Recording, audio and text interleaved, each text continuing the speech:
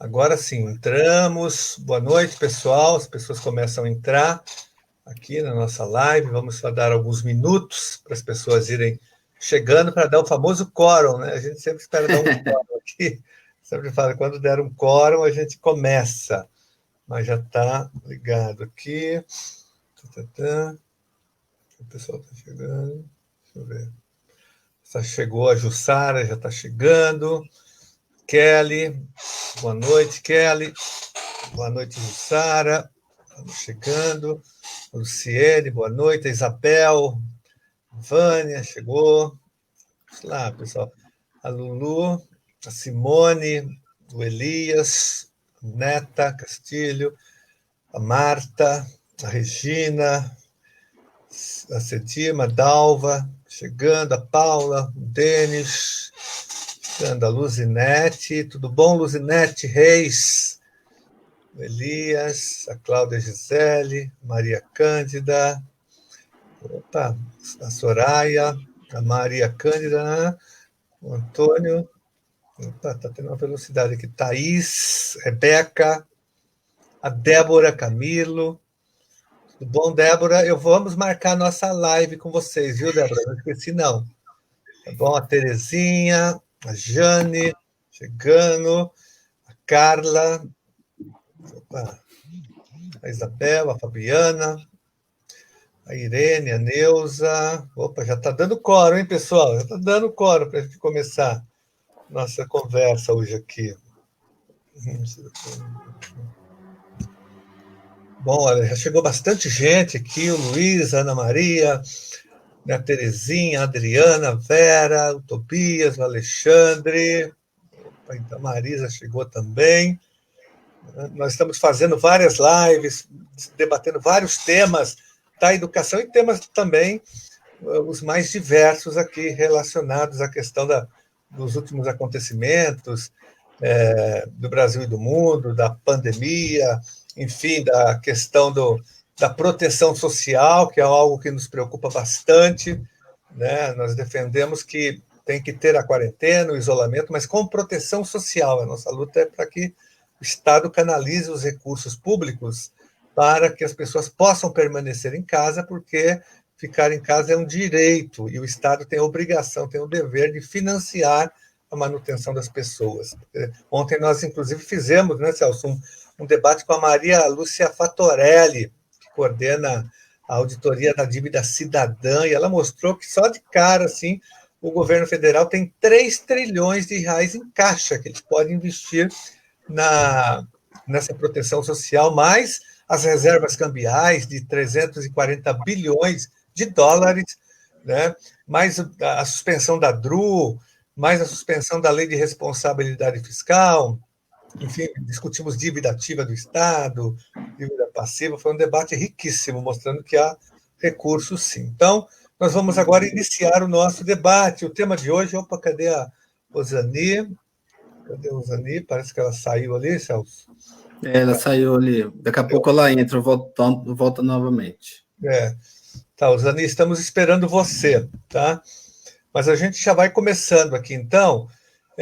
Nós estamos com 2 convidados aqui da área da educação, 2 pessoas que são militantes dessa área, defensoras da escola pública, gratuita e de qualidade, da educação infantil à pós-graduação. Quero apresentar aqui, muita gente já conhece, o Fernando Cássio, que é professor da Universidade Federal do ABC, da área da educação, pesquisador da área, tem um trabalho importante nessa área. Fernando, muito obrigado pela sua participação, por você dedicar aqui o seu tempo a esse debate aqui com os nossos professores da rede estadual e das redes municipais do estado de São Paulo. Tenho certeza que você vai dar uma grande contribuição para esse debate. E a Osani, nossa colega da rede estadual de ensino, professora, diretora de escola em Guarulhos, militante da POSP, tem uma vasta experiência na rede pública, conhece o chão da escola, né? Muito obrigado, Zani, pela sua participação. Então, e o vereador Celso Gianazzi, da Câmara Municipal de São Paulo, que também atua fortemente na defesa da educação municipal, junto com os servidores da educação, e nas outras áreas Também obrigado pela presença de vocês. E o tema de hoje é sobre educação à distância. Os governos vêm impondo, né, que haja educação à distância. Isso tem causado uma grande crise sobretudo no magistério, porque nós sabemos que isso é altamente contraditório. Os nossos alunos não têm acesso à internet, aos aplicativos. A educação também não pode ser resumida a esse processo de educação bancária, apenas de conteúdos, né? Nós entendemos que a educação à distância não substitui a escola, o relacionamento entre os professores e os alunos, entre os alunos e os alunos.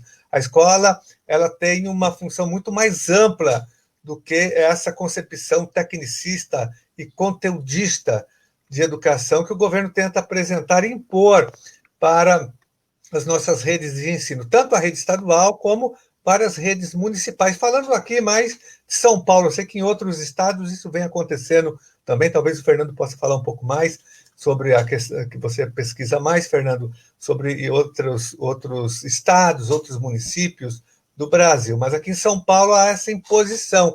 E nós não temos, primeiro que as nossas escolas, a Osane pode confirmar, estão sucateadas, degradadas, não tem nem papel higiênico, muitas vezes não tem giz, não tem apagador, não tem internet nas escolas, os nossos alunos não têm acesso à internet e muitos professores também não têm acesso à internet, não conseguem pagar pela internet porque os salários são baixíssimos, o professor não consegue também ter acesso, ou quando tem, não é uma boa internet. Então, fica inviável na prática para uma boa parte da rede de ensino, né, ter acesso a esses instrumentos tecnológicos. Mesmo assim, o governo insiste nessa tese, reforçando ainda mais a desigualdade educacional do nosso Estado. Queria, então, começar com o Fernando. Como que você está vendo, acompanhando todo esse debate, Fernando? Boa noite, Carlos. Boa noite, Celso. Boa noite, Osani, minha querida companheira diretora. Olha, a gente tem uma questão, um problemão para resolver, né? Porque EAD, né, na educação básica, era sempre assim, aquele assunto que era um assunto proibido, né? Porque justamente a escola ela tem um papel de socialização que é tão importante, né? Que a gente jamais pensou, né, em estabelecer, em desenvolver uma política sistemática de adoção de EAD nas redes de ensino, né? Então, o que nós temos observado agora, né, a partir dessa situação de isolamento forçado, né, que é uma situação muito, muito séria, muito singular, né, é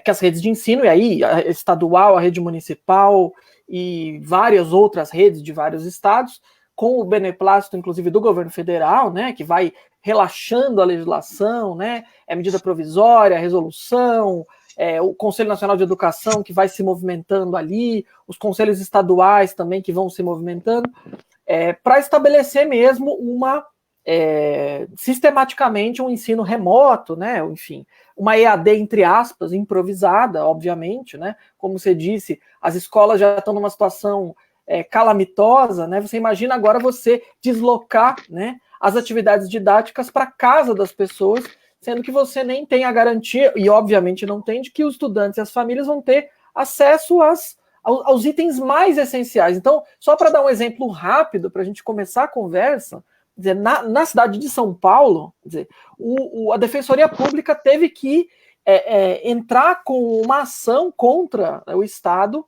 para garantir a alimentação escolar para as famílias. Quer dizer, então a obsessão com o cumprimento dos dias letivos, né, com você onerar o mínimo possível o orçamento, né, portanto, fazendo atividade remota para contar oficialmente como dia letivo, isso vem antes da garantia da segurança alimentar das famílias, a ponto da Defensoria Pública ter que intervir contra a Prefeitura de São Paulo para garantir a alimentação escolar. Então, isso mostra um pouco qual que é a ordem das prioridades, né? Osani, como que você está vendo isso na rede?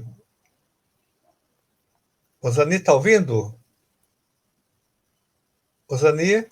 Sim, estou ouvindo. Vocês estão me ouvindo? Sim, estamos te ouvindo. Vocês estão bem. Me ouvindo? Sim, ótimo.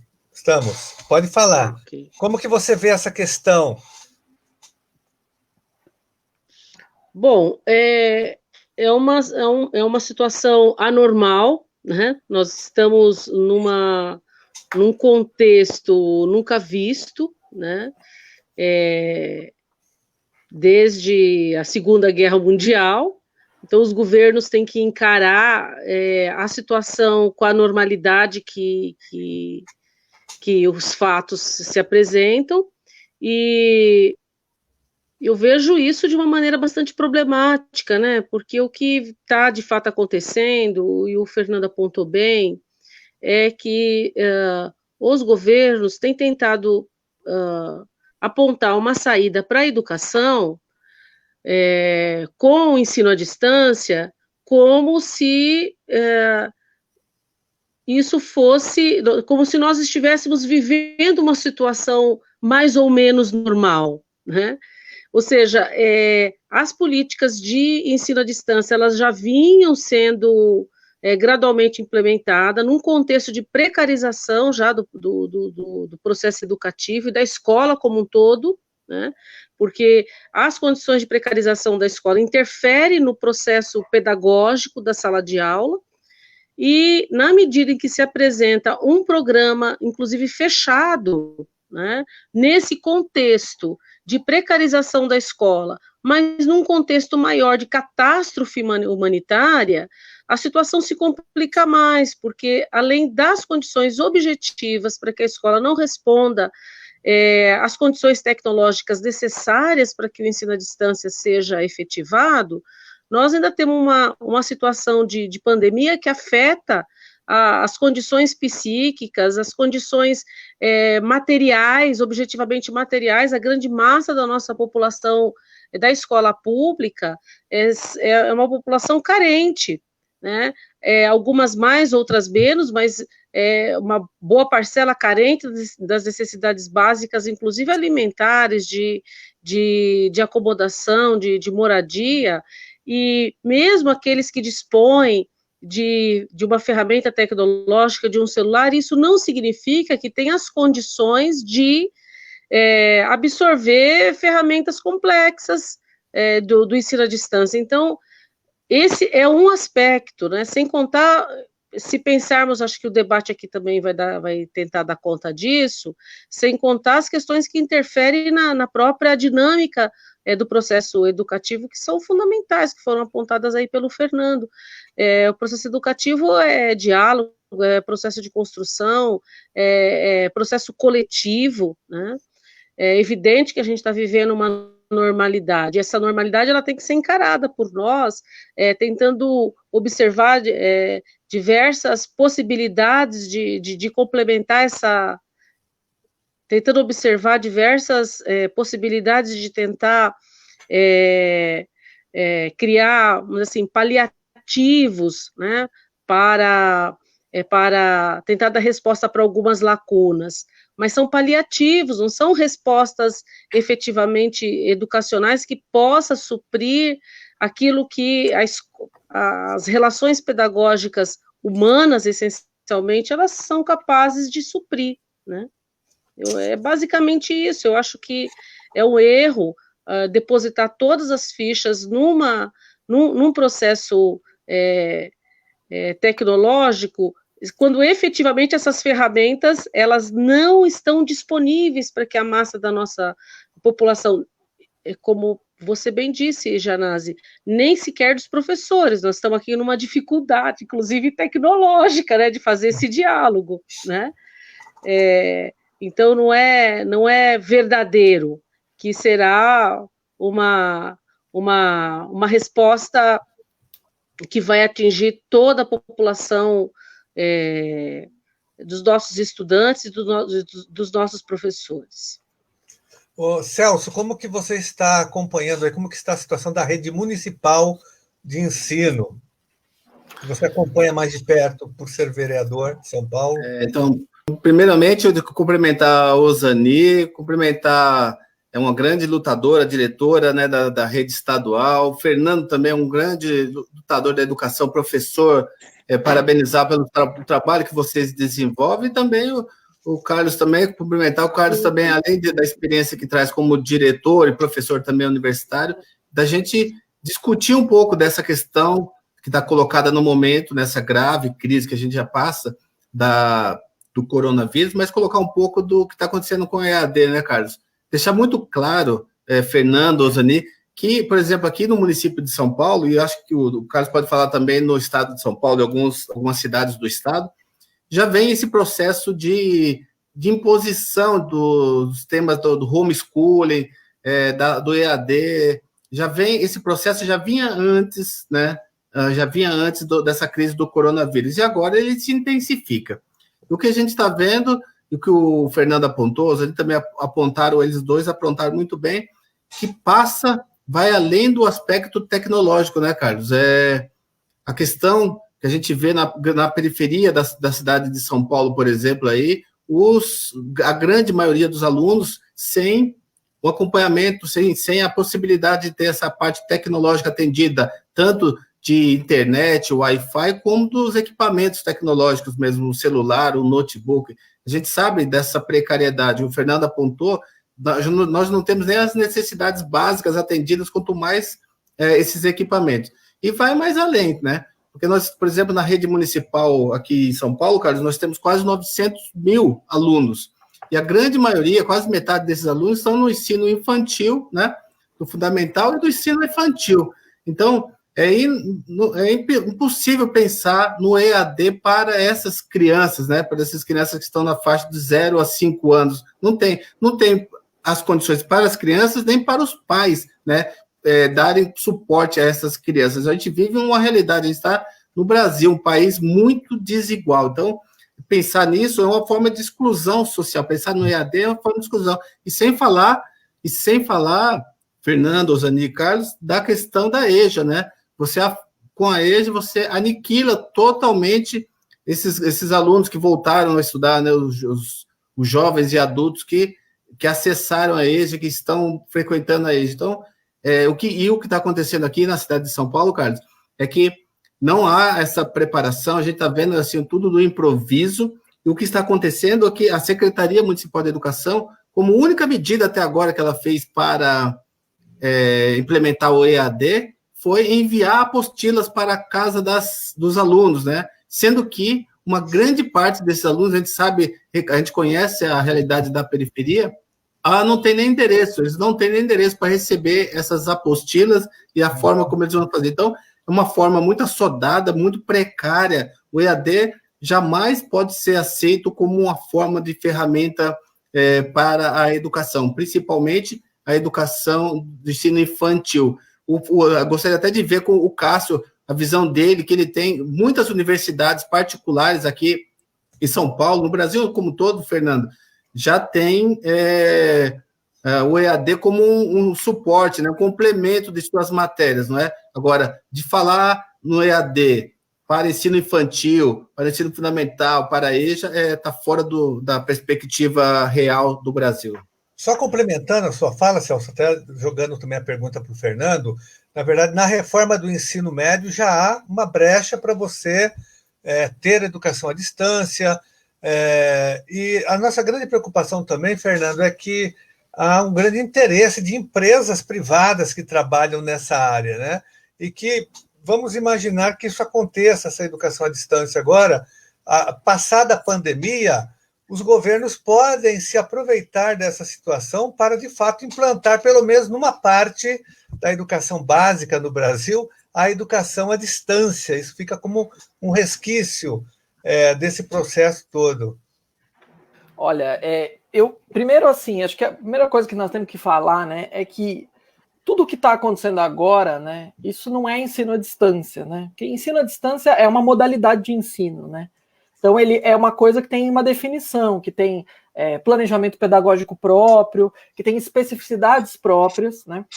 E mais uma coisa, a educação à distância de alta qualidade, ela custa dinheiro, né? Então, assim, a educação à distância, por exemplo, do ensino superior privado lucrativo, que é, na verdade, uma coisa que serve só para baratear o custo, né? Quer dizer, você eliminando o professor, eliminando a sala de aula, o prédio, etc., isso não é educação à distância, isso é basicamente um remendo que serve para baratear a educação. Então, qualquer tipo de postura ou de ação, né, que vise implementar esse tipo de coisa, né, ferramentas e mediações tecnológicas para diminuir o custo, isso não é debate de ensino à distância, né? Então, essa é a primeira coisa. O que está sendo feito agora é um tipo de ensino mediado por tecnologia, remoto, né, emergencial, né, feito numa situação singular. E aí, ensino remoto também, porque você pode também tem redes municipais, por exemplo, que estão distribuindo materiais impressos para as crianças pequenas, por exemplo, especialmente nos anos iniciais do ensino fundamental, né? Como o Celso já adiantou, né? Quer dizer, a especificidade, por exemplo, da educação infantil, né? Quer dizer, como que você vai lidar com a especificidade da educação infantil, da brincadeira, né? Desses aspectos, via EAD ou via qualquer tipo de educação remota. Então chegam já relatos, né, de prefeituras, né, do estado de São Paulo e de fora do estado de São Paulo, mostrando isso, quer dizer, que as crianças, por exemplo, sentem falta de brincar com outras crianças, né? Quer dizer, que elas não vão... Quer dizer, a criança se chateia tendo que brincar com os adultos apenas, em casa, né? E isso, na verdade, mostra, né, de maneira bastante eloquente, né, qual é o papel da escola, né? Então, eu concordo, Carlos, que exista, de fato, interesses, né, variados, né, de empresas educacionais que ganham dinheiro com isso, né? O ensino superior está rolando solto, né? Um monte de e-mails de spam entrando nas caixas de e-mails oferecendo uma série de coisas, né? Mas eu, na verdade, faço uma aposta, né? Como a gente faz, por exemplo, na nota pública que a Rede Escola Pública e Universidade, junto com o grupo, o GEPUD, né, do qual a Uzani faz parte, a gente faz uma aposta de que também nunca o papel de socialização da escola ele vai ser tão valorizado quanto depois disso. Quer dizer, porque quando a gente vai ver os defensores da homeschooling, por exemplo, essas pessoas elas vão ter dificuldade de defender a homeschooling depois desse período, né? Tendo que, de fato, lidar com a mediação de processos de educação formal, né, de crianças e adolescentes. Porque é disso que nós estamos falando. Nós estamos falando de educação formal. Nós não estamos falando de uma educação não formal ou informal, né? E esse é o grande problema. O problema é que os estados e os municípios querem transformar um momento emergencial singular em que está ocorrendo educação informal em casa, né, emergencial, em que as famílias estão ali dando conta como podem, né, se tem acesso aos bens tecnológicos, se tem acesso a celular, se tem acesso à internet, e não estão dando conta, né? E eu não estou falando só das famílias com mais dificuldades, que de fato não têm os recursos, o celular, a conexão, ou as próprias condições ambientais em casa para ter um estudo em casa, né? Porque é disso que a gente não estamos falando só de celular e de conexão, nós estamos falando também de famílias que moram 5 pessoas num único cômodo e que obviamente não têm condições ambientais de você estabelecer ali uma rotina de estudos, né? Que seria adequada de fazer um espaço escolar, né? Então esse é um aspecto, né? E mesmo as famílias de classe média estão com dificuldade, né? Os relatos que chegam é que na educação infantil, mesmo na classe média, mesmo na educação privada, a gente vai observar que as famílias não estão respondendo às demandas das instituições, né? Respondendo aos contatos das escolas, enviando as atividades. Por quê? Porque a pandemia, ela impõe às famílias uma rotina que é uma rotina difícil, né? E à medida que a situação vai piorando, quer dizer, os adoecimentos, os eventuais falecimentos nas famílias, eles vão impor condições muito difíceis, né? Emocionais, afetivas, para a gente poder estabelecer uma rotina de estudos minimamente normal. Por isso que é inadequado que as redes de ensino achem, né, que a gente de fato, né, com esse tipo de improviso, com essa EAD entre aspas, a gente vai ter uma rotina de estudos ou uma rotina, um calendário letivo que vai ser cumprido normalmente. As redes de ensino vão ter que trabalhar muito para fazer reposições, né? Inclusive lidando com problemas do tipo de professores que trabalham em 3 redes de ensino ou em 4 escolas, né? Quer dizer, todos esses problemas eles vão se manifestar de maneira bastante evidente no momento do pós-pandemia, quando essas reposições forem necessárias, né? Então nós estamos aqui enfrentando um problema que é um problema assim, de que as redes de ensino querem lidar, né, diminuir os seus impactos orçamentários e fingir que as coisas vão acontecer normalmente, e aí elas vão tentando criar uma série de programas para dizer que estão mitigando as desigualdades educacionais, né? Então, por exemplo, agora eu vou dar o exemplo da rede estadual de São Paulo, que criou um aplicativo, né, chamado Centro de Mídias SP, né, e que fez ali uma série de contratos com operadoras de celular, né, para garantir acesso aos estudantes a esta plataforma. É muito interessante olhar para isso, porque a política de inclusão digital, né, entre aspas, também do governo, ela só faculta acesso a essa ferramenta. Né? Quer dizer, os alunos da rede estadual continuam em desvantagem em relação aos alunos da rede privada. Por quê? Porque seria ideal que o Estado facultasse acesso à internet universal e amplo às famílias. Inclusive para que as famílias do Estado de São Paulo tenham inclusive, a condição de acessar informações sobre a pandemia, né? Informações sobre os protocolos de saúde pública, né? Porque o que acontece é que os pacotes de internet mais baratos, a que as pessoas têm acesso, eles só dão acesso ao WhatsApp, aos aplicativos de comunicação por onde circula exatamente a desinformação, né? Então, quer dizer, o Estado de São Paulo e outros estados e municípios teriam a oportunidade de fazer uma política de inclusão digital importante nesse momento, né? Que é de justamente não apenas ajudar as crianças a manter algum tipo de vínculo com as escolas. Eu não estou falando de ensino formal, mas de manter um vínculo mesmo com seus professores e professoras, mas além disso, de as famílias poderem ter acesso à informação qualificada no momento em que isso é tão importante. Quer dizer, então, na verdade, o Estado perde a oportunidade de fazer uma política de alto impacto, né? E de inclusão social nesse momento. E aí, basicamente, faculta o acesso do estudante a uma plataforma em que a produção de conteúdo ela é feita fora das escolas, né? Quer dizer, os professores da rede estadual e de outras redes municipais não estão participando do processo de tomada de decisão e do processo de produção pedagógica, né? Então, quer dizer, as secretarias estão centralizando esse processo, tomando decisões unilaterais, alheias às escolas, alheias aos educadores, e achando que está tudo bem. Quer dizer, então, isso, na verdade, é um sintoma do fato de que a gente já carecia nas nossas redes públicas de gestão escolar democrática, né, e de participação, né, e de tomadas de decisão coletivas. E nesse momento, exatamente nesse momento, em que seria mais necessário, né, que nós trabalhássemos juntos, coletivamente, tomássemos decisões pedagógicas, né, de alto impacto juntos, as redes de ensino centralizam as ações, né, e, sobretudo, centralizam porque também não tem nenhum tipo de política de nível federal, nacional. O MEC está dormindo, não está interessado nisso. O Conselho Nacional de Educação está atrasado na agenda. As próprias fundações empresariais estão atrasadas. A gente está anos-luz na frente nessa discussão, justamente porque nós sabemos o que se passa nas escolas. Então, cada escola e cada rede de ensino está fazendo aquilo que pode, né? E as redes de ensino, obviamente, preferem tomar as decisões centralizadas e excluir as escolas, né? Então, esse é o quadro atual, né? Só que eles estão fazendo uma aposta impossível de cumprir, porque as famílias não têm as condições materiais mínimas para poder dar conta, né, de fazer acontecer, né, uma educação formal de maneira informal. Ô, Carlos, oi.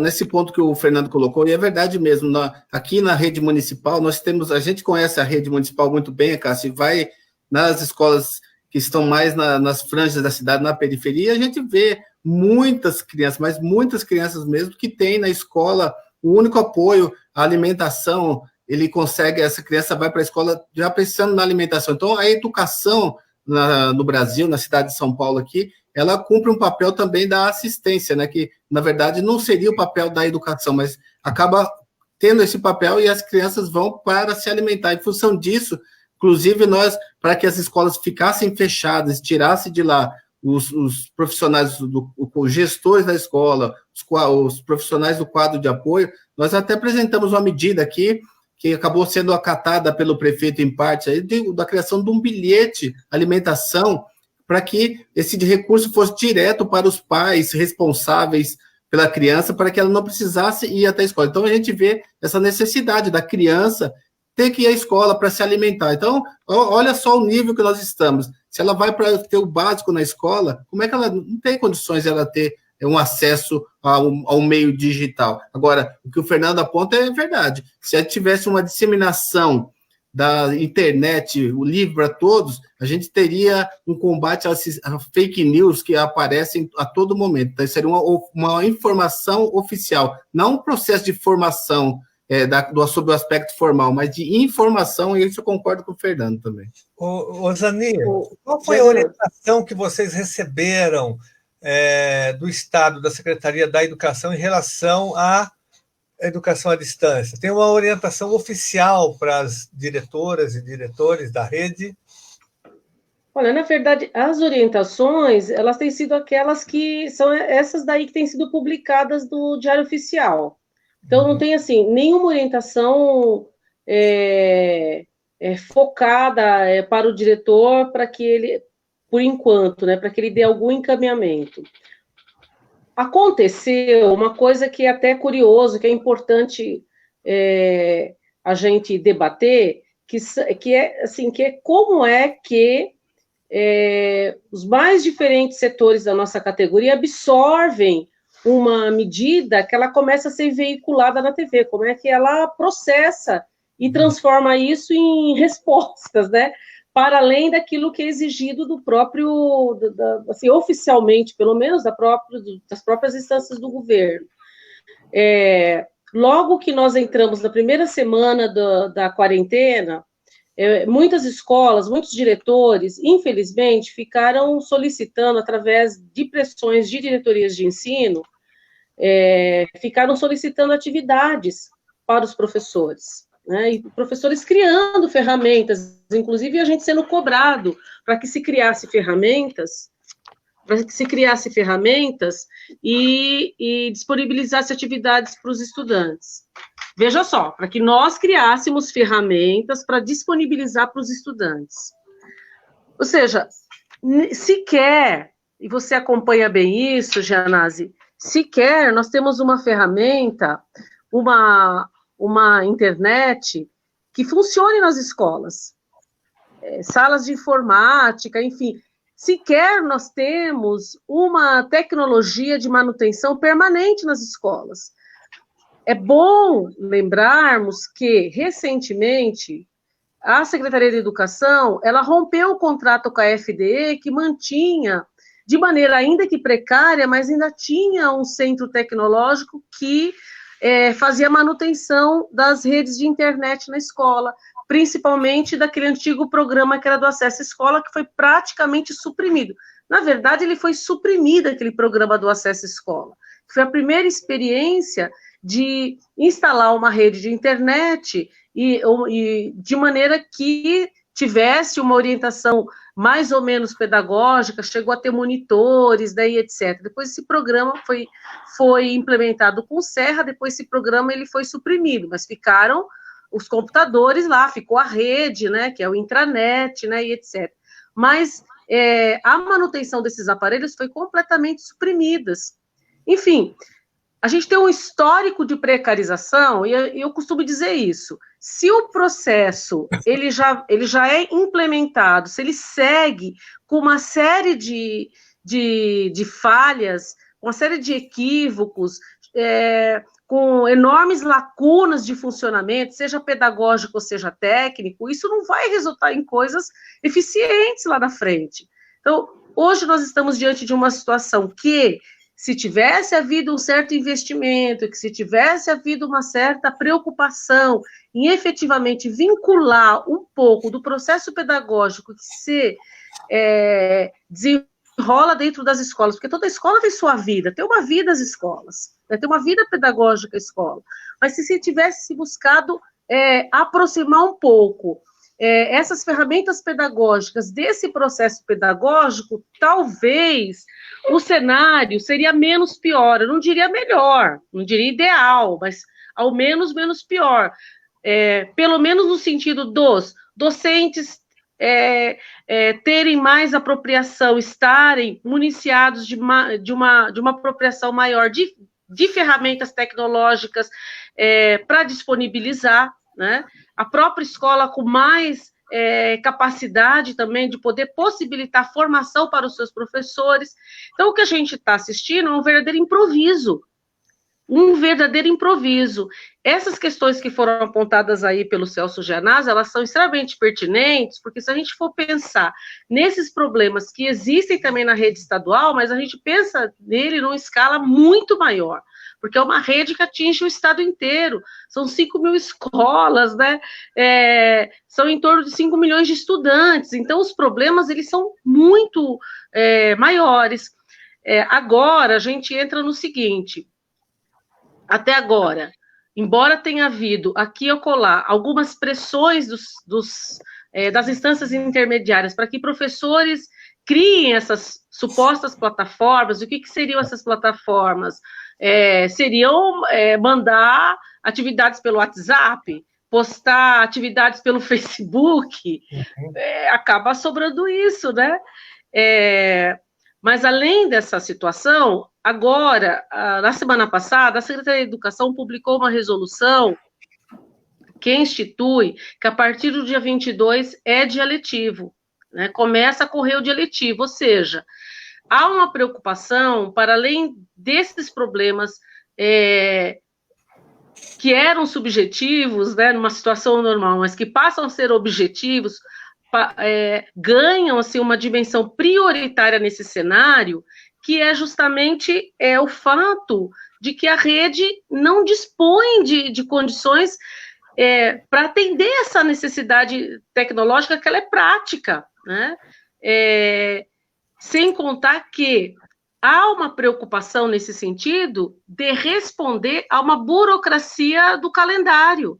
Quer dizer, as coisas têm que funcionar, as atividades certamente terão que ser depositadas por uma ferramenta que ela inexiste. No caso do Estado de São Paulo, tem uma coisa até interessante para a gente dialogar, que diz respeito às atividades que serão veiculadas pelo sistema de televisão, pela TV Cultura. A princípio, são atividades de português e de matemática. O currículo não se restringe somente a português e matemática, né? Até aí, me parece que até foi suprimido o caderno curricular, porque mesmo o caderninho curricular, que é enxuto, que ele é condensado em termos de conteúdos, se a gente for pensar na dimensão dos conteúdos curriculares, os cadernos são enxutos, sobretudo os da última edição, ele é mais enxuto do que o que nós tínhamos até o ano passado, né, que era um caderno curricular para cada área do currículo. Agora é um caderno que condensa todas as disciplinas do currículo, mas me parece que até esses cadernos, eles vêm sendo suprimidos, né? Havia links que direcionava professores e estudantes para que fizessem essa incursão nos links do programa São Paulo Faz Escola. Agora, as atividades veiculadas pela TV, que me parece que serão veiculadas pela TV a partir de agora, de português e matemática, não está muito claro se tem um vínculo, inclusive, com os cadernos curriculares, e menos ainda com os processos pedagógicos reais que se desenrolam dentro da escola. Nós estamos no mês de março, as escolas já fizeram seu planejamento, têm desenvolvido atividades nas mais diversas áreas, enfim, tem uma vida pedagógica que precisa ser dialogada com o conjunto da comunidade escolar, sobretudo seus professores e seus alunos, né? Então, essa lacuna, essas lacunas, elas vão deixando marcas que são irreversíveis no processo pedagógico e que aprofundam ainda mais um fosso educacional no interior da própria rede pública, né?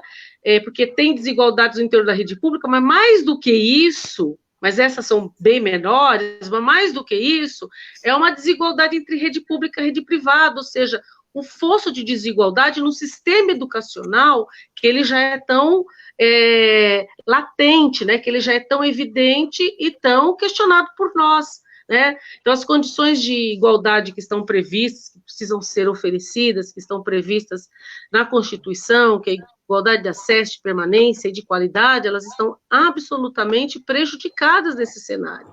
Então, esse debate é bom porque a gente pontua, há muitos questionamentos nesse sentido. Bom, mas o dia 22 inicia o ano letivo. Então, o que vocês estão propondo? Acho que é uma boa discussão, né? O que nós estamos propondo? Não faz nada? Então, os professores ficam em casa, os alunos também, a gente não propõe nada? Não, nós estamos propondo um conjunto de discussões, né? O território pedagógico, ele é muito rico, né? Para não fazer nada, né? Primeiro, nós estamos estimulando bastante debates, é importante que os professores discutam, né? Suas equipes gestores discutam com os professores, e dentro de qualquer possibilidade que é limitada, o que é possível fazer, mas compreendendo que serão sempre atividades ou paliativos, serão sempre paliativos, portanto, complementares, e que não podem substituir o processo presencial, que no retorno, seja lá quando for, porque nesse momento nós estamos muito preocupados em resguardar nossa saúde, nossa sobrevivência como um todo, não só aqui no Brasil, mas no planeta, né, resguardar nossa sobrevivência. Então, é importante que a gente, então, construa um processo de diálogo, de discussão, que, inclusive, salvaguarde resíduos do nosso projeto político-pedagógico, aí das nossas escolas, da nossa rede, para que a gente possa fazer uma boa conversa no retorno desse período de afastamento das escolas, né? Então, é possível fazer alguma coisa? Possível, as pessoas assistem televisão, então, eu acho que as secretarias, inclusive, têm que incentivar atividades nesse sentido, né? Agora, o que a gente não pode fazer é substituir, transformar isso em educação à distância. Educação à distância é outra coisa, não é o que a gente faz na nossa relação pedagógica, nossa relação viva, né? De problematização, de construção de críticas, né? De fomento de múltiplas experiências que se desenvolvem na relação professor-aluno no interior da sala de aula. Rosane, você colocou, e o Fernando também muito bem, que isso, na verdade, o que eles estão oferecendo não é educação à distância, né? Há um consenso entre nós, profissionais da educação, educadores e educadoras, de que essa educação à distância é uma farsa, na verdade, e ela se torna inviável por conta de tudo que foi colocado aqui. Muitas pessoas estão entrando aqui no nosso debate e falando exatamente sobre isso, confirmando o que vocês estão colocando, né? A questão da falta de acesso às tecnologias, dos aplicativos, da internet, tanto para as famílias, para os alunos, como também para os professores, né? Isso aí aparece bastante. Que nós temos também uma visão deturpada de família, achando que vai ter lá um pai e uma mãe ajudando o aluno, né? Achando que o aluno tem uma casa grande, que ele tem um espaço dele para estudar. Isso não existe para uma boa parte da população, para uma boa parte dos alunos das nossas escolas públicas, além de não ter acesso à internet, aos aplicativos, aos computadores, ele também não tem espaço físico para fazer esse estudo e não tem família para orientar. Muitas vezes é a avó que cuida, é uma pessoa que não tem a mínima condição, que não domina também essas tecnologias e não tem condições nem de acompanhar. Então, isso não é levado em conta nesse debate, né? Mas eu queria pegar um pouco, que eu acho que a gente explorou bastante esse tema, mas engatar no outro tema que tem um pouco a ver com isso. Você falou do dia 22, que começa para a Secretaria o ano letivo. Recentemente foi editada a medida provisória do governo federal falando sobre o calendário escolar, né, dos 200 dias letivos, flexibilizando os 200 letivos, mas não flexibilizando as 800 horas anuais. Eu queria que vocês falassem um pouco sobre isso. Nós estamos debatendo isso, Fernando, o Celso participou do debate, Rosane, nós fizemos um debate, inclusive, bem rico com o Daniel Cara. Nós chegamos também a alguns consensos. Primeiro, de que não era hora de sair uma medida provisória falando sobre esse tema, né? Porque a crise não terminou ainda, então foi prematuro fazer esse debate e apresentar uma proposta antes do término da pandemia. E há muita contradição nessa medida provisória. Inclusive, nós estamos já fazendo gestões junto aos deputados federais em Brasília para que ela seja alterada com emendas, né? Como que vocês estão vendo essa questão do cumprimento do dia letivo, do ano letivo? Olha, o que acontece, né? Esse já é o plano já desde o começo, né? Então, na realidade, quer dizer, o debate anterior, quer dizer, chegou à conclusão óbvia. A gente, na verdade, não tem nenhuma clareza sobre em que momento a gente vai voltar, né, às aulas, às escolas, às universidades. Então, na verdade, o que nós sabemos é que os próximos 2 meses, muito provavelmente, nós estaremos isolados, porque os picos, né, de colapso no sistema de saúde ainda não chegaram, né, mas chegarão entre maio e junho, né. Então, na verdade, qualquer medida no sentido de se comprometer a cumprir dias letivos ou horas letivas, ela é prematura, né? Mas isso já vinha no horizonte, de tal maneira, né, que quando a gente vai olhar, né, as redes de ensino públicas, privadas, estaduais, municipais, quer dizer, as primeiras ações que foram feitas, né, foram muito no sentido de que os professores e as professoras dessem atividades usando as variadas possibilidades, né? Teve professor aí de rede municipal que imprimiu coisa, pagou do próprio bolso e entregou nas casas dos alunos. Tem relatos muito, muito variados, né? De professores e professoras que compraram um chip de celular para poder distribuir os números para as famílias, porque os pais e as mães estavam usando os números privados dos professores e das professoras com demandas de trabalho de madrugada, quer dizer, é uma coisa realmente muito insana, né? Mas quais que eram as primeiras orientações das secretarias? Era registrar tudo, né? Que os professores e as professoras deviam ter registro de tudo, que as diretoras, os diretores deviam registrar tudo. E aí, qual é a obsessão pelo registro? A obsessão pelo registro é para você poder justificar que as atividades remotas fazem jus à contabilização como dias e horas letivas oficiais, né? Então, já desde antes, desde qualquer tipo de resolução de conselho estadual, de conselho municipal ou qualquer coisa, as escolas e as redes já tinham se antecipado, né? As escolas privadas e as redes públicas, né? Porque as escolas privadas estão fazendo a despeito de qualquer regulamentação, de qualquer legislação. Quer dizer, o Conselho Estadual de São Paulo, por exemplo, que regula as escolas privadas do Estado, né? Que já estão trabalhando a despeito de qualquer tipo de norma, né? Então, na verdade, não tem norma ainda, mas as redes públicas e as escolas privadas já estão atuando no sentido de né, prover, entre aspas, educação formal usando improviso, né? Isso já está acontecendo. Eu não estou conseguindo e aí, fazer assim, o meu computador. E aí o que acontece? Qual é a minha avaliação disso, né? A minha avaliação é a seguinte, é que a gente está numa situação em que o Pacto Federativo do Brasil ele está esgarçado a tal ponto, né? Quer dizer, os governadores, cada um fazendo o seu, né? Que as redes públicas também estão, cada uma fazendo o seu, né? Então, a gente vai ver essas conversas de Todos pela Educação, Banco Mundial, Conselho Nacional de Educação, falando sobre centralização de atividades, falando sobre a importância das TVs públicas, das rádios públicas, como se as políticas de austeridade econômica não tivessem destruído a comunicação pública do país, né? Como se, quer dizer, dentro das redes de ensino municipais, estaduais e das redes privadas, cada um já não estivesse tomando as suas atitudes, adotando as suas soluções locais no sentido de cumprir dias letivos, né? E a razão, Celso, Carlos, Ozani, é uma razão econômica, né? Quer dizer, as redes de ensino públicas, as escolas privadas estão pensando nisso. Olha, como é que eu vou arcar, né, com reposições, com longos períodos de reposição, onerar as famílias, pensar na logística, né, no xadrez dos cronogramas, dos calendários, com professores que trabalham em 2, 3, 4 escolas, em 3 redes, né, municipal, estadual e privada.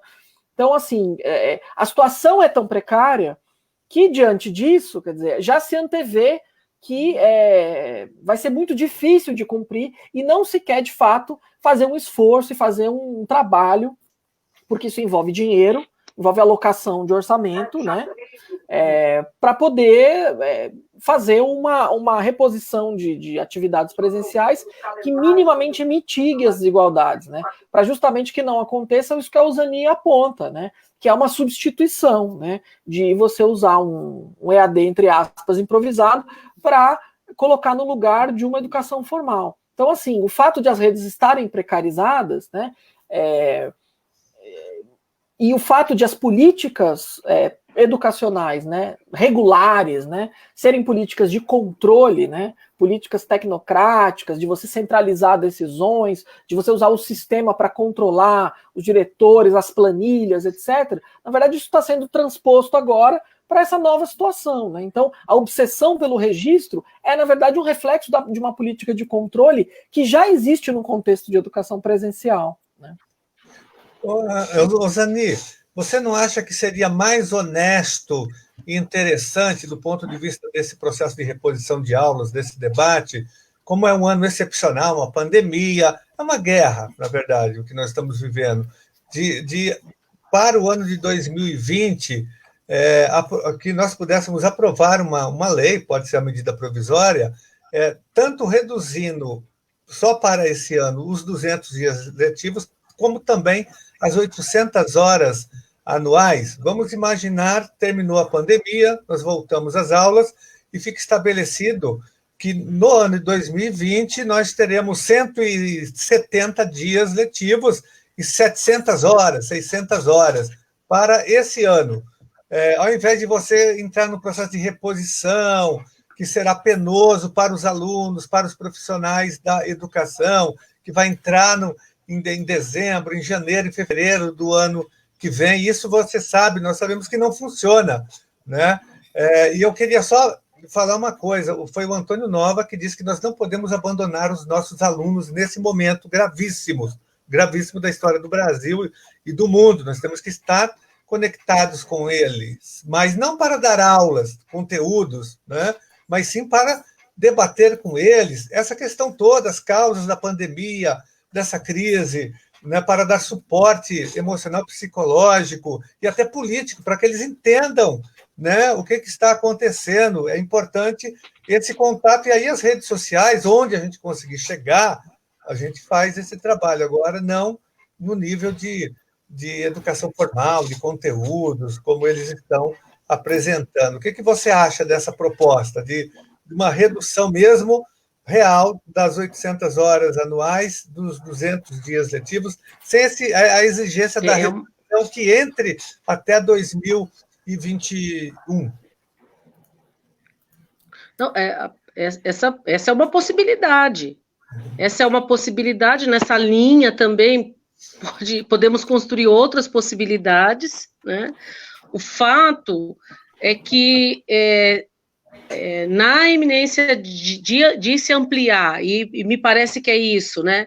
A organização, se nós formos tomar como parâmetro as orientações da Organização Mundial de Saúde, as projeções da Organização Mundial de Saúde, nós não retornaremos tão cedo para uma normalidade das aulas, das escolas, né?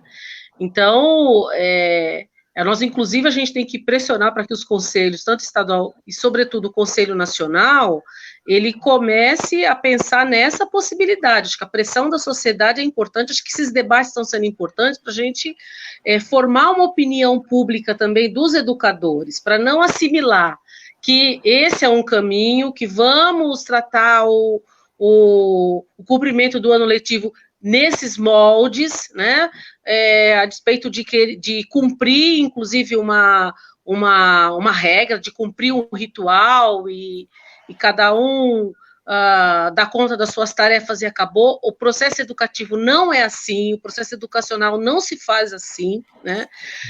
Assimilar que o ano letivo, ele tem que ser encarado numa outra perspectiva, né? Então, essa possibilidade, ela tem que ser colocada, essas possibilidades, ou possibilidades nesse cenário que você aponta, nessa perspectiva que você aponta, elas têm que começar a ser pensadas. Não é um problema só do Brasil, é um problema do mundo, né? Eu disse num debate sábado que eu participei, eu lembro que na sexta-feira teve uma matéria na televisão apontando a situação da China, que é uma sociedade altamente tecnológica. Na China, agora que o governo chinês está discutindo no segundo e terceiro ano do ensino médio a introdução de aulas à distância. Agora que eles estão discutindo que é uma sociedade que tem acesso aos instrumentais tecnológicos, como é sabido pelo mundo inteiro, né? E não está se discutindo ainda isso na educação básica. Então, para a gente ver, e é uma polêmica do mundo inteiro, de todos os países do mundo estão enfrentando essa discussão e essa polêmica. Então, não é um problema brasileiro. Nós já tivemos circunstâncias em que redes fizeram suas formas de reposições alternativas por conta de outras situações. Já tivemos problemas de meningite na década de 70, tivemos problemas do HN1, né, em 2015, enfim, já tivemos outros problemas.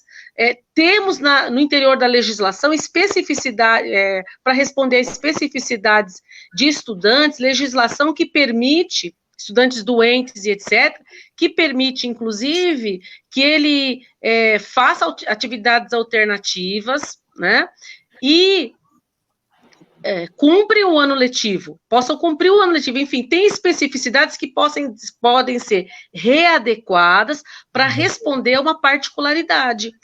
E, digamos, não é uma particularidade, né? Essa é um problema social de grande envergadura.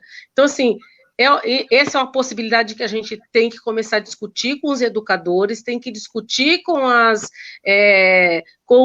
parlamentares, né, com o Congresso Nacional, com aqui a Assembleia Legislativa, começar a ver essas possibilidades. Por quê? Porque é um fato, aí é uma questão que não é uma bravata, não é uma questão de discurso, é uma coisa grave. É uma coisa grave que tem que ser encarada. A nossa população, nossa população escolar não tem acesso aos instrumentos tecnológicos para que o ensino à distância seja implementado.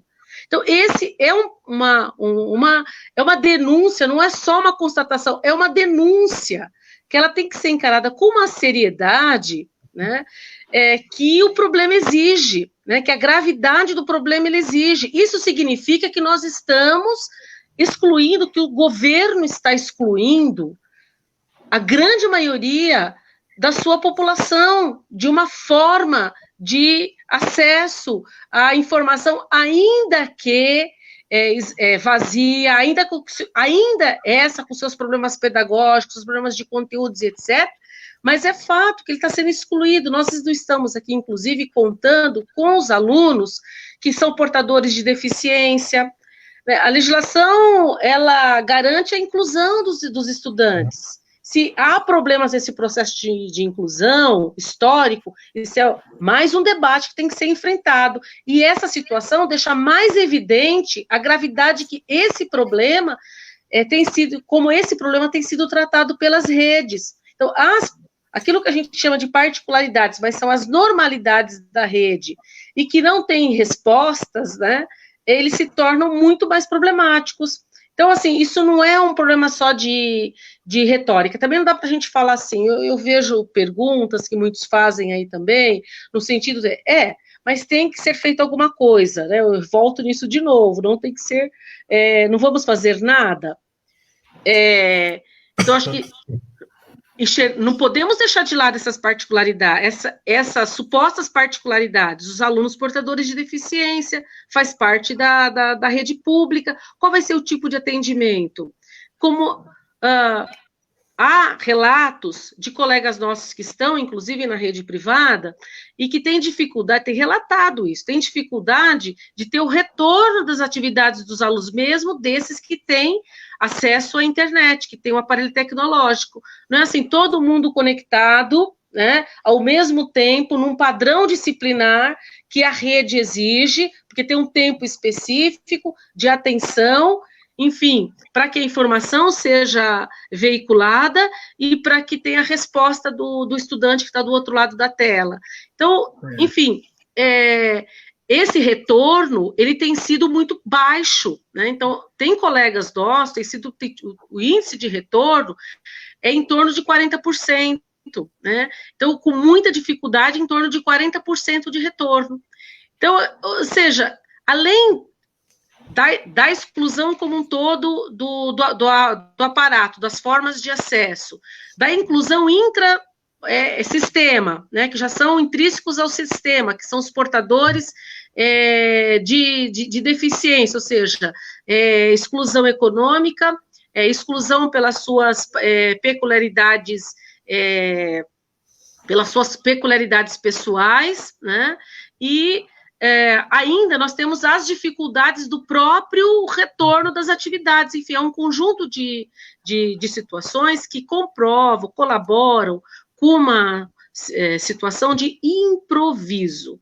Então, tem um improviso, uma política de improviso, né? Mesmo a gente considerando que faz muito tempo que tem esse projeto, faz muito tempo que tem várias organizações que dialogam, que estabelecem acordos com a secretaria, que vendem seus pacotes, né, dizendo que é o reino encantado, né, que é a saída da educação e etc., está se evidenciando com esse improviso, isso que você chama de uma farsa, né, da farsa tecnológica, de uma política que não tem uma evidência, já que gostam muito desse termo de evidências, né, das evidências políticas, das evidências, pedagogia das evidências, né, etc. Então, há uma evidência que tem uma farsa, e é uma farsa que exclui, né, a nossa população da escola pública. Então, a gente precisa chamar atenção disso. A gente precisa chamar atenção disso porque, nesse cenário, o calendário escolar, ele é extremamente secundário. É uma política que ele pode ser resolvida com uma resolução de comum acordo com vários setores da sociedade que estão se debatendo sobre isso, né? Inclusive de diferentes modalidades de ensino e níveis de ensino, seja da rede pública, da rede privada, porque pais também na rede privada já cobram, mas a aula não é a mesma, eu vou pagar a mesma coisa. Então, enfim, já começa a se admitir que a própria rede privada já começa a admitir que a aula não é a mesma coisa, porque na medida que se reivindica que o custo da mensalidade tem que abaixar, significa que o produto não é o mesmo, né? Então, há uma evidência de que o produto não é o mesmo e não está sendo dito por nós, está sendo dito pela população né, pelo cliente aí da escola privada. Nós, educadores da escola pública, que tem preocupação, que estuda as políticas educacionais, nós fazemos parte de um conjunto de uma escola, vamos dizer assim, pedagógica, de uma escola que pensa a educação, escola em termos de pensamento pedagógico, educacional, né, etc., que comunga da ideia de que o espaço escolar é o espaço, primordial, né, o espaço prioritário para se desenvolver a relação pedagógica, né, pelas suas múltiplas possibilidades de potencializar múltiplas potencialidades de enriquecer o conhecimento, né? Enriquecer as práticas do professor, a curiosidade do professor, e essa curiosidade do professor aguçar e potencializar a curiosidade do aluno. É evidente que, aqui eu repito novamente, nós não vamos também falar, não, tudo que está sendo, se o governo imprimir programas na televisão, isso está errado? Não considero que está errado, né? Agora, o que está errado é a gente instituir que isso vai suprir a lacuna de conhecimentos necessários e que todos devem ter acesso, portanto, é uma ferramenta e ela não pode definir o cumprimento apenas o cumprimento de um calendário e o registro burocrático das atividades. Tá? Ô, Zani, Fernando e Celso, nós já estamos partindo para o encerramento da nossa conversa, do nosso debate. Então, eu vou para o Celso, para o Fernando. Só, Zani, você falou muitas coisas interessantes. Eu só queria pensar uma que você colocou, que eu concordo muito. É uma pandemia mundial, todos os países do mundo estão vivendo esse drama na área da educação, e a gente tem que prestar atenção também nas experiências educacionais dos outros países, como que eles vão, né, se comportar com essa questão de reposição de aulas, cumprimento do ano letivo, de educação à distância. É muito importante observar, por isso que eu falei que foi prematura a edição daquela medida provisória, né? Então, vou passar para o Celso, para o Fernando, que vai responder algumas perguntas. Tem muitas perguntas aqui, e no final eu vou falar sobre o decreto. Muita gente perguntando sobre o decreto que foi publicado hoje pelo governo Dória, né, que ataca os nossos servidores. Eu vou falar aqui quais foram as medidas que nós tomamos. Celso, Fernando. Ô, Carlos, a sua pergunta anterior foi da questão da flexibilização dos dias letivos e das horas, né? Eu gosto só rapidamente de colocar, houve a flexibilização dos dias letivos e das horas não, mas o que nós apontamos ali, Fernando e Osani, é que não houve, né, foi precipitado, não houve um diálogo com os educadores, né? Quem entende do assunto, a gente pode notar muito claramente que a gente não tem um ministro da educação coordenando as ações nessa área no Brasil. Então, isso é um ponto que a gente deve considerar, né? O ministro é o caos, a gente vive o caos na educação, né? Porque nós não temos uma política educacional concentrada num ministro, um ministro sério da educação. E aí eu vou falar para o Fernando, né, da atualidade do livro do Fernando, que é Educação contra a Barbárie, né? Parece que ele é muito atual, né, o Fernando? Você escreveu um tempo atrás e hoje ele está muito atual. Então, são essas as considerações, Carlos. Tá bom. Celso, só complementando, você falou que nós não temos ministro da educação, que ele está preocupado em cometer racismo contra a China, né? Está respondendo. Verdade.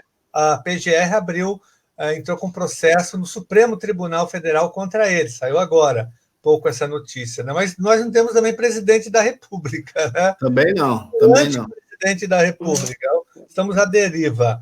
Fernando.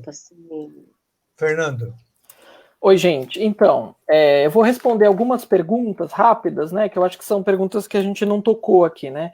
Quero só dizer a vocês que eu estou colocando aí no chat aí 3 links, né? Que é o link da nota da Rede Escola Pública e Universidade sobre a Rede Estadual de São Paulo, um texto que eu publiquei essa semana sobre o Conselho Nacional de Educação, está no site da Campanha Nacional pelo Direito à Educação, e também um artigo que eu escrevi junto com o Salomão Chimene sobre a EAD nas universidades, que eu acho que a gente tratou mais da educação básica, mas acho que talvez possa interessar para a audiência também conhecer os aspectos específicos do ensino superior. Então, na verdade, tem uma questão aqui do Rony, que perguntou sobre diretrizes, né? Se o Congresso Nacional não iria produzir diretrizes para orientar a reposição, etc. Bom, Rony, na verdade, a função de produzir essas diretrizes é do Conselho Nacional de Educação, né? Então, o Conselho Nacional de Educação, esta semana, está discutindo isso, né? Então, segundo eu ouvi, né, os conselheiros falando, eles vão fazer uma resolução, na verdade, definindo, né, a diferença entre EAD, que é uma coisa que já existe definição, e o improviso, né? Então, eles vão dar nome ao improviso e o nome será ensino remoto, né?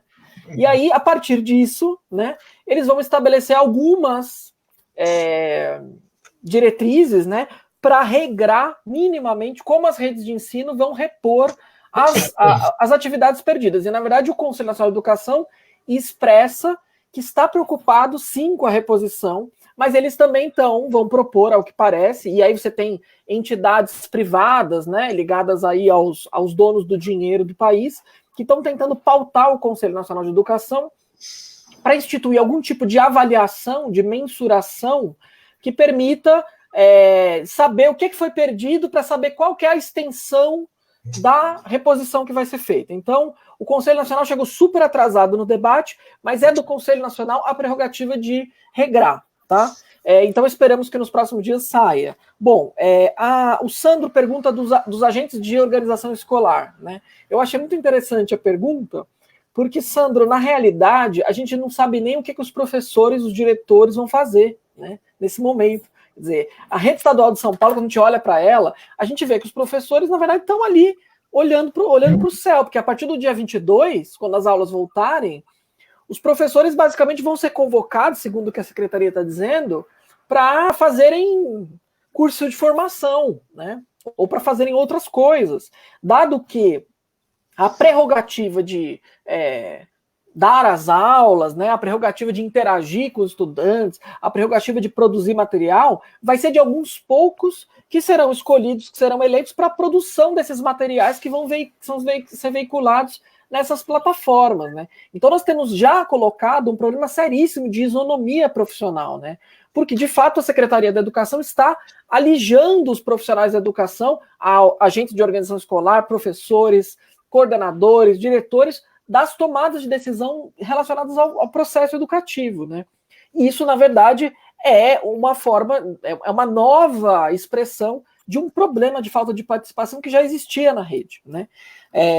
A Elisângela pergunta sobre a adesão à EAD, né? O que eu faço se eu não puder aderir, se eu não quiser aderir? Bom, essa é uma pergunta que a gente não tem capacidade de responder nesse momento. Por quê? Porque você tem redes de ensino em que você tem professores que estão sendo orientados a fazer certas coisas, a fazer certos registros, né? E você tem redes estaduais em que o Estado está tomando, as secretarias da educação estão tomando para si as coisas e fazendo via plataformas e youtubers, esse tipo de coisa. Então, na verdade, a gente não tem ainda uma condição de responder, dado que isso não está nem regulamentado ainda no nível dos estados e dos municípios de forma adequada, né?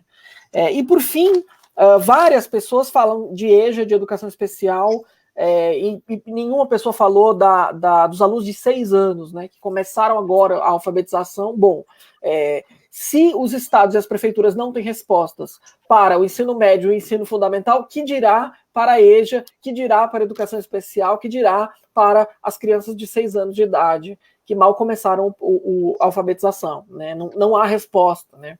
E acho que o improviso ele mostra a gravidade disso e como os estados e municípios estão patinando, né? Eles estariam patinando menos se eles estivessem mais apoiados, melhor apoiados nas escolas e nos profissionais da educação. Na verdade, como as escolas e os profissionais da educação estão fora do debate, estão alijados do debate, as redes de ensino estão patinando, né?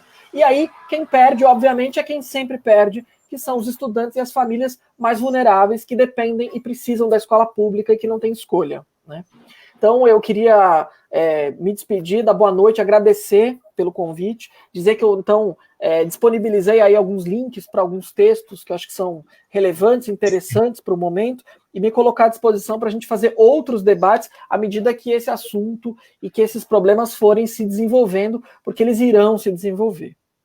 Bom, antes do encerramento, Rosani, Celso e Fernando, eu quero aqui colocar o seguinte. Primeiro que tem muitas perguntas aqui, não dá para responder todas, mas amanhã, sobre os agentes de organização escolar, sobre o quadro do apoio escolar, tanto da rede municipal como da rede estadual, nós vamos realizar amanhã um debate, uma live nesse mesmo horário, aqui nesse mesmo canal, debatendo as duas redes, a municipal e a estadual, com os agentes de organização escolar do Estado e com os ATEs da rede municipal. Então, vale a pena vocês acompanharem. Nós vamos aprofundar esse debate com os dois setores, os dois quadros de apoio, da rede estadual e da rede municipal. Então, participe amanhã, viu, pessoal? Pode convidar os colegas para que eles venham fazer parte desse debate. Vai ser muito importante.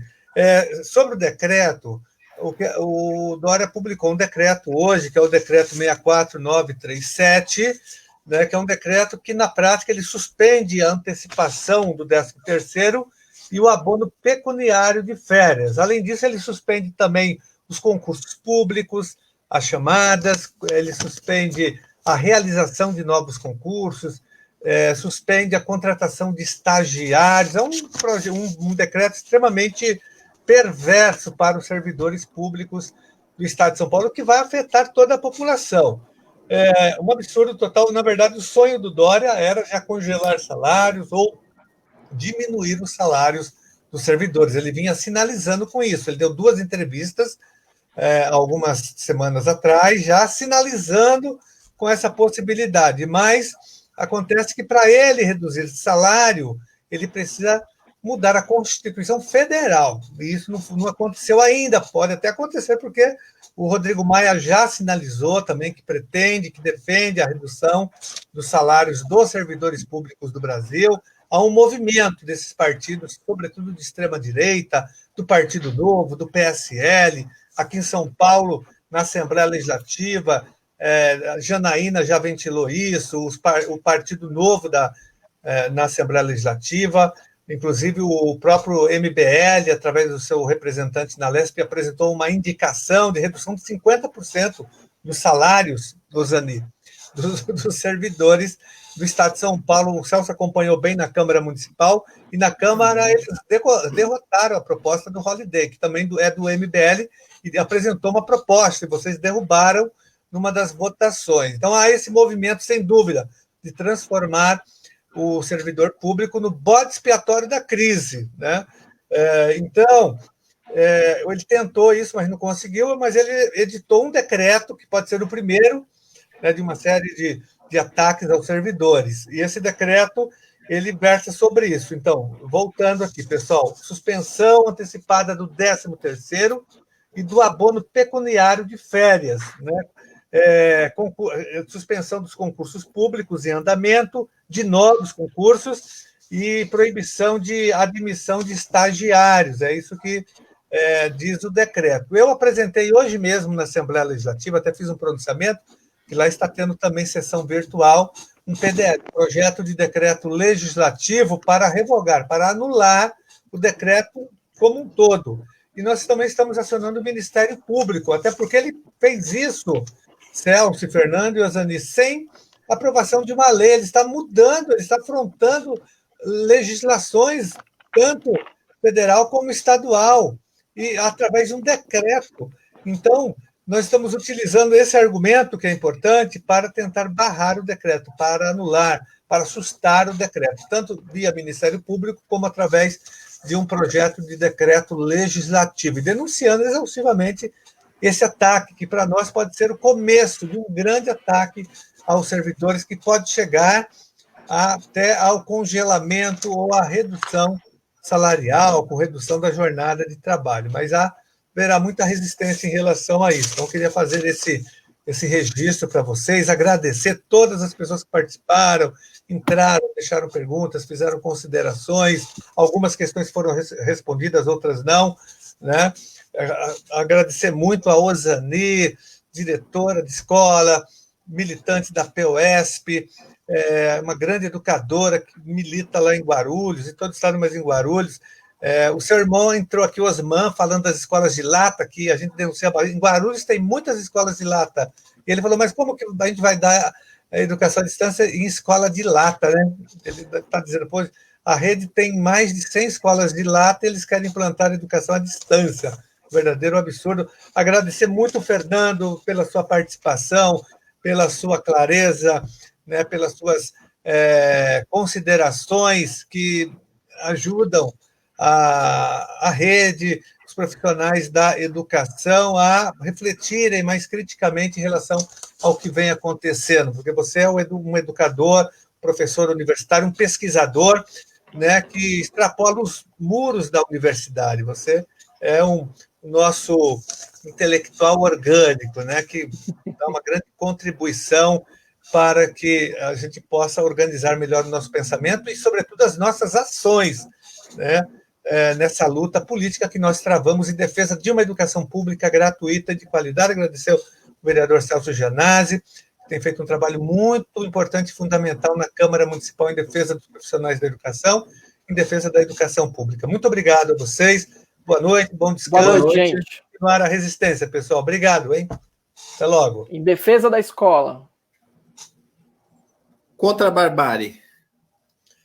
Educação contra a barbárie. Grande livro do Fernando Cássio. Até logo.